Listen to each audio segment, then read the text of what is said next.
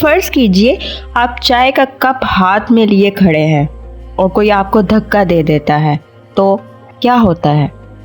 آپ کے کپ سے چائے چھلک جاتی ہے۔ اگر آپ سے پوچھا جائے کہ آپ کے کپ سے چائے کیوں چھلکی تو آپ کا جواب ہوگا کیونکہ فلاں نے مجھے دھکا دیا۔ غلط جواب۔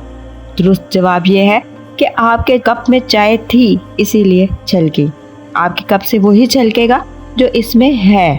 اسی طرح جب زندگی میں ہمیں دھکے لگتے ہیں لوگوں کے رویوں سے تو اس وقت ہماری اصلیت ہی چھلکتی ہے۔ آپ کا اصل اس وقت تک سامنے نہیں آتا جب تک آپ کو دھکا نہ لگے۔ تو دیکھنا یہ ہے کہ جب آپ کو دھکا لگا تو کیا چھلکا۔ صبر، خاموشی، شکر گزاری، رواداری، سکون، انسانیت یا وقار۔ غصہ، کڑواہٹ، جنون، حسد، نفرت، حقارت۔ چن لیجئے کہ آپ کو اپنے کردار کو کس چیز سے بھرنا ہے۔ فیصلہ آپ کے اختیار میں ہے۔